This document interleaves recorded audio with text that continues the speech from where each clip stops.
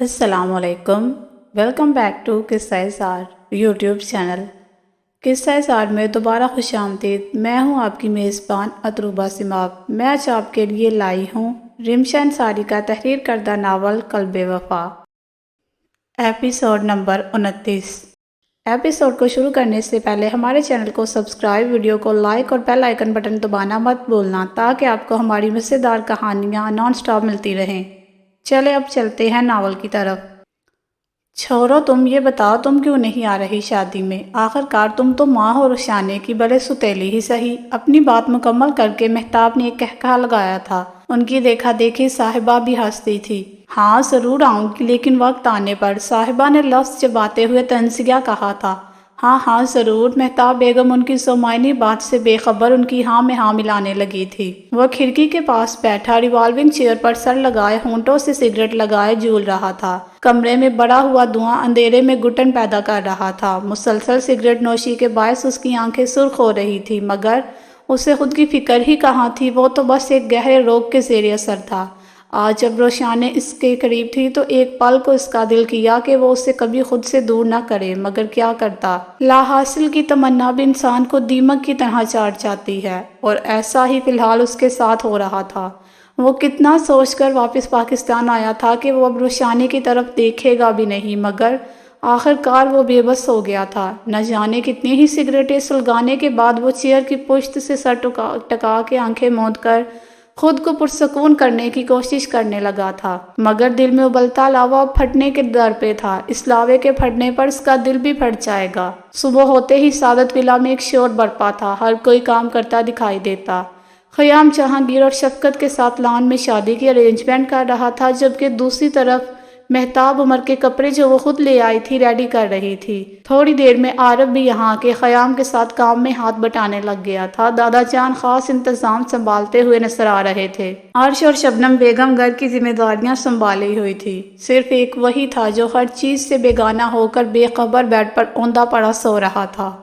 آج اس کا جاگنے کا موڈ بھی نہیں تھا۔ وہ پہلے ہی سوچ چکا تھا کہ آج پورا دن سوئے گا، اور اگر اٹھ بھی گیا تو سارا دن گھر سے باہر رہے گا۔ وہ کسی بھی صورت میں روشانے کی شادی ہوتے نہیں دیکھ سکتا تھا۔ کیا ہوتا اگر یہ دل دہلانے والا منظر دیکھ اس کا کلیجہ کٹ جاتا، یا پھر اس کا دل پھٹ جاتا؟ دوپہر ڈلتے ہی بیوٹیشین اسے تیار کرنے کے لیے اس کے کمرے میں موجود تھی۔ عمر ابھی تک نہیں آیا تھا اور وہ شدت سے اس کی منتظر تھی۔ ڈریسنگ ٹیبل کے سامنے کرسی پر وہ آنکھیں بند کیے بیٹھی تھی اور بیوٹیشین اس کا میک اپ کرنے میں مصروف تھی۔ اس نے گہرے سرخ رنگ اور گولڈن کے امتزاج کا لہنگا سیبتن کیا ہوا تھا۔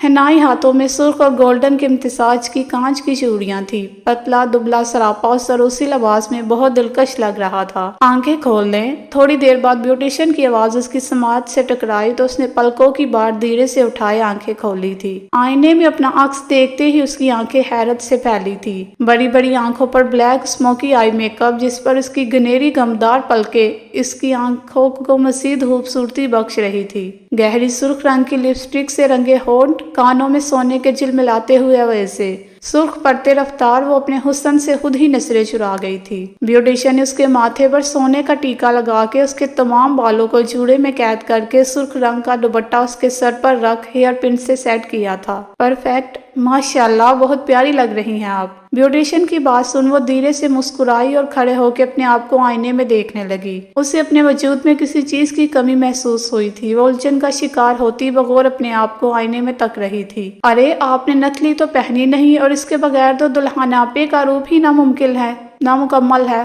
بیوٹیشین نے ایک دم سے کہا تو روشانے کو بھی یاد پڑ گیا تھا کہ وہ کیا چیز بھول گئی تھی۔ ڈریسنگ کی دراز کھول کر اس نے سونے کی نتلی نکالی اور اپنے کان میں پہن لی، اپنے ناک میں پہن لی۔ اب اس نے پھر سے خود کو آئینے میں دیکھا تھا۔ اب لگ رہی تھی نا وہ دلہن، عمر کی دلہن۔ اس نے دل میں سوچا تھا، مگر ایک دم ہی جیسے اسے کچھ یاد آ گیا تھا۔ بیوٹیشین کمرے سے جا چکی تھی۔ روشانے نے اپنی ہتھیلی کھول کر اپنے سامنے کی تھی، جہاں ابھی تک شیان کی دلہن کے رنگ پر بالکل فرق نہیں پڑا تھا۔ اس نے ایک گہرا سانس لیے خود کو نارمل کیا اور ڈریسنگ سے سرخ رنگ کی لپسٹک اٹھا کے ان حرفوں پر لگانے لگی۔ لپسٹک لگنے کے بعد اب وہ حرف بالکل چھپ گئے تھے، جسے دیکھ اس کے لبوں پر پرسکون مسکراہٹ چھائی تھی۔ اپنا لہنگا سنبھالتی وہ بیڈ پر جا بیٹھی تھی۔ عرش نے تھوڑی دیر پہلے ہی بتایا تھا کہ عمر بھائی پاکستان پہنچنے والے ہیں۔ روشانی کی خوشی کی انتہا نہیں تھی، مگر وہ کہاں جانتی تھی عمر اپنے ساتھ کون سی قیامت لا رہا تھا جو روشانے پر ٹوٹ جانی تھی۔ سعادت ولا کے چوکھٹ پر وہ اپنی 1 سالہ پیاری سی گول مٹول بیٹی الیسیا کو گود میں لیے ساکت کھڑا تھا۔ سفید ملائی جیسی رنگت کی پیاری سی گڑیا نے بلو کلر کے اسکرٹ پر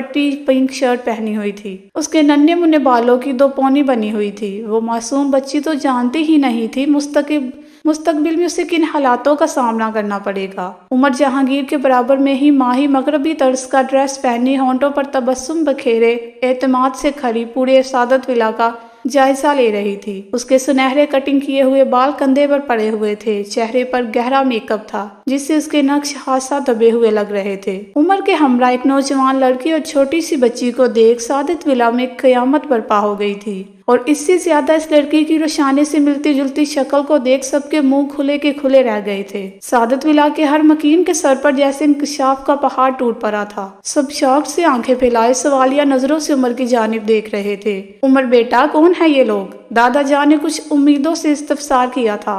ہو سکتا ہے بول دے کہ جیسا وہ لوگ سوچ رہے ہیں ایسا کچھ نہیں ہے۔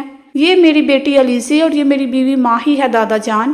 عمر نے الیسیا کو گود سے اتار کر نیچے زمین پر کھڑا کر دیا تھا۔ اس کی بات سن سعادت حسین کے قدم ڈگمگا گئے تھے۔ وہ صدمے کی تاب نہ لاتے ہوئے صوفے پر دگ سے بیٹھ گئے تھے۔ عمر، تمہارا دماغ تو خراب نہیں ہو گیا ہے؟ کیا بول رہے ہو؟ پاگل ہو گئے ہو؟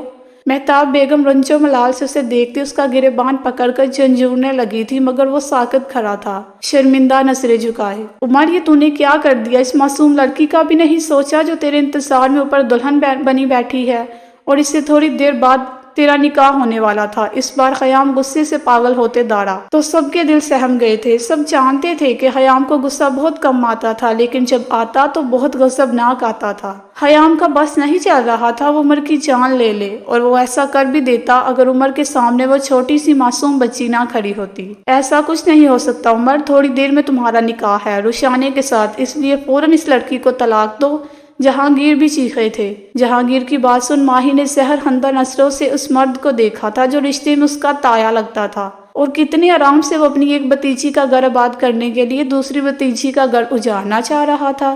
سعادت ولا میں آ کے عمر کسی بیگی بلی کی طرح کھڑا تھا جسے دیکھ ماہی کی سٹی گم ہو گئی تھی۔ عمر اتنا ڈرپوک نکلے گا وہ سوچ بھی نہیں سکتی تھی۔ عمر کی حالت دیکھ ماہی سمجھ گئی تھی کہ اگر اس کے گھر والوں نے اسے گھر سے نکال دیا تو وہ چپ چاپ نکل بھی جائے گا۔ نیچے پوشن سے مردہ شور سن کر روشانے حیران پریشان سی کمرے سے نکل کر نیچے کی طرف لپکی تھی، مگر سیڑھیوں کے اختتام پر پہنچتے ہی اس کا دل دھڑکتے دھڑکتے رک گیا تھا۔ وہ صدمے سے ساکت کھڑی سامنے کا منظر دیکھ رہی تھی۔ عمر کے ساتھ خوبصورت جوان لڑکی اور چھوٹی سی بچی۔ اسے اپنے آپ سلسلوں کی صدمے آتا محسوس ہوا تھا۔ تو کیا اس کی عمر نے اسے دھوکہ دے دیا تھا؟ تو کیا شیان سچ کہتا تھا عمر دھوکے باز انسان ہے؟ وہ گہرے صدمے میں جاتی دیوار سے چپک کر پھٹی پھٹی نظروں سے عمر کو دیکھ رہی تھی جو اجنبیت چہرے پر سجائے گردن جھکا کے کھڑا تھا۔ اس کی آنکھیں آنسوؤں سے بھرنے لگی تھی۔ اس کی غیر ہوتی حالت دیکھ شبنم چچی اور عرش نے آگے بڑھ کر اسے سہارا دیا تھا۔ ماہی نے بھی آج تک روشانے کا صرف نام ہی سنا تھا، مگر آج روشانے کو دیکھ وہ کچھ پلوں کے لیے دنگ رہ گئی تھی۔ روشانے کے نقوش ہو بہو ماہی جیسے تھے، مگر اس کے چہرے پر کم عمری اور انتہا کی معصومیت تھی۔ اس کی پاک شفاف آنکھوں سے زاروں قطار بہتے آنسو دیکھ ایک پل کے لیے ماہی کو اس پر ترس آیا تھا۔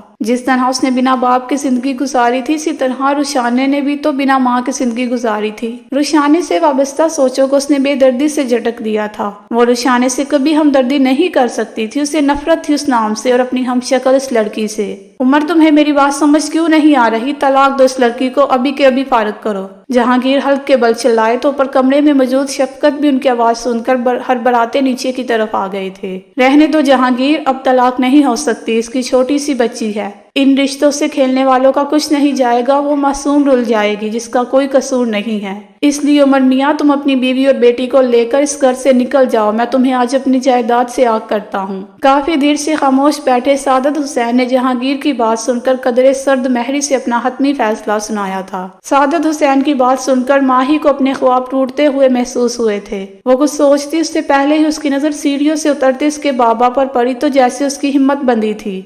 بابا جانی، دیکھے نا یہ لوگ ہمیں گھر سے نکال رہے ہیں۔ اس نے نظریں سیڑھیوں کی طرف مرکوز رکھ بول پن سے کہا تو ایک بار پھر سعادت ولا کے مکین سر پیر ہل گئے تھے۔ ماہی کو عمر کے ساتھ دیکھ شفقت حسین بھی ہکا بکا رہ گئے تھے۔ وہ پاکستان آ کے ان کے گھر میں کھڑی تھی۔ شفقت حسین کو سانپ سونگ گیا تھا۔ بابا ان لوگوں کو بتائے کہ ہمیں اس گھر سے کوئی نہیں نکال سکتا، اس گھر میں میرا اور میری بیٹی کا بھی اتنا حصہ ہے جتنا روشانے کا ہے۔ ماہی کی بات سن اب سب کی حیران کن نظریں شفقت حسین پر جم گئی تھی۔ صرف ایک مہتاب بیگم تھی جو اس بات پر حیران نہیں تھی، مگر ان کے سر پر بھی یہ انکشاف بجلی کی طرح گرا تھا کہ ان کے بیٹے سے شادی کرنے والی ان کی دوست صاحبہ کی بیٹی ہے۔ وہ ناسمجھی سے ماہی کو دیکھنے لگی تھی۔ آخر ماہی اور صاحبہ نے ایسا کیوں کیا؟ وہ سمجھنے سے قاصر تھی۔ اے لڑکی پاگل ہو کیا؟ تم کیا بکواس کر رہی ہو؟ جہانگیر سحر خندہ لہجے میں بولے تو عمر نے سر اٹھا کے غصے سے اپنے باپ کو دیکھا تھا۔ ماہی عمر کو بتا چکی تھی کہ وہ شفقت حسین کی بیٹی ہے۔ یہ بات جاننے کے بعد عمر کو پورا بھروسہ ہو گیا تھا کہ اب اسے اور ماہی کو گھر سے کوئی نہیں نکال سکتا۔ عمر کس طریقے سے دیکھ رہے ہو اپنے باپ کو؟ اس لڑکی کا بھوت تمہارے سر پر زیادہ سوار ہو گیا ہے کیا؟ تم تو روشانے سے بہت محبت کرتے تھے نا، اپنی پسند سے منگنی کی تھی نا، تو پھر یہ لڑکی کہاں سے مل گئی؟ شفقت حسین کا راز نہ کھولے اس لیے مہتاب بیگم نے بات کا رخ موڑ دیا تھا۔ عمر کو بازو پکڑ کر ہلاتی تیکھے لہجے میں پوچھ رہی تھی۔ جی تو فرینڈ کیسی لگی آج کی ایپیسوڈ؟ کمنٹ سیکشن میں ضرور بتائیے گا۔ پھر حاصل ہوں گے ناول کی نیکسٹ ایپیسوڈ کے ساتھ۔ تب تک کے لیے اجازت، اپنا خیال رکھیے گا۔ اللہ حافظ۔